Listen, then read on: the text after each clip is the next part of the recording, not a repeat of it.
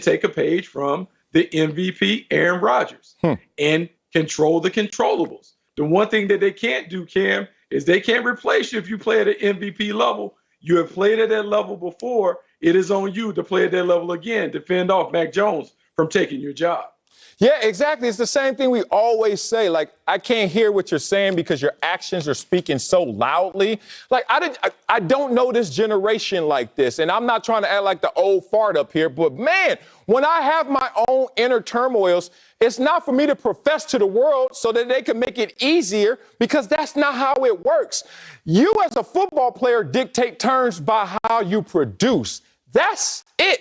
Make it where even if you go out there and ball out, they're going to look stupid if they try to change anything at your position. If they try to insert Mac Jones prematurely, you make them look dumb for that decision by balling out. Why do you think going on IG, posting something is going to be a comforter? It's going to be a mattress. It's going to be security in case things don't work out. Or even if you're thinking things do work out, but I just wanted to let y'all know I was working on me. If you're working on you, Cam, work on you. I shouldn't be able to see everything that you're working on.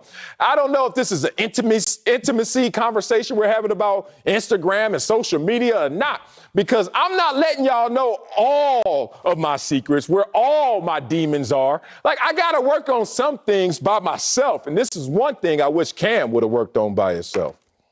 No, so here's the thing. I would give Cam a different quote to use. Instead of using Kendrick Lamar, I would say, hey, use this quote from Steve Martin.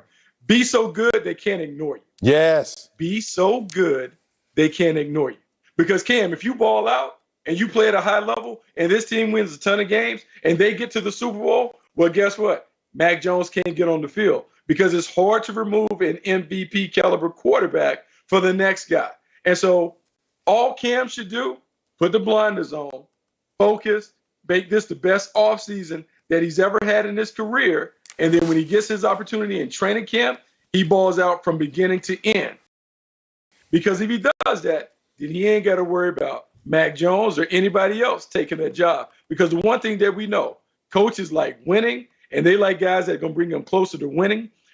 So all he has to do is make sure that he handles his business. He takes care of his business. He doesn't have to worry about Mac Jones in his rearview mirror. Man, I swear I went through this with some 5-year-olds this weekend. My little man out there playing Little League Baseball.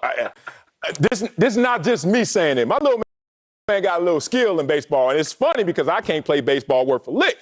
It's pretty good to watch. But you watch all the kids at different levels of their developmental phases and stages, and some kids can swing and hit it. My son is not even the best hitter I've seen out there. There's some other kids out there jacking it. And then you watch some kids who just can't touch the ball at all. And then you start to realize we're in practice yesterday.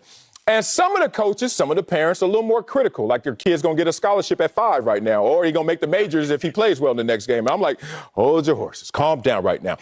Because in practice, you have to have an opportunity, a space to work on your weaknesses. In practice, it shouldn't be performance-based. But that's happened now in all of youth sports. These kids can't even practice. The games is where you're supposed to go out there and perform, not practice. Why do I bring this up? Because there has to be a protected space where you could just work on you, work on your game, your left-hand layup, your weaknesses, whatever that may be. And last time I checked, in terms of psychology and self-awareness, Instagram is not where you work on that.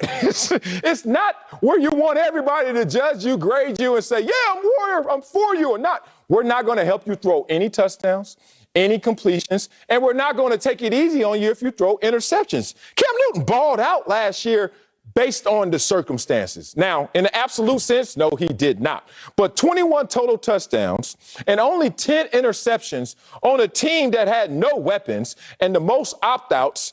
And your first year in the Bill Belichick system, where either you sit year one or you suck in year one, you got to applaud, golf claps, but applaud Cam Newton and what he did. But to me, this is the check engine light. This is a leaky oil. When I hear him on this moment, in this moment, during draft weekend, have to let the entire world know that I'm watching somebody else by watching myself.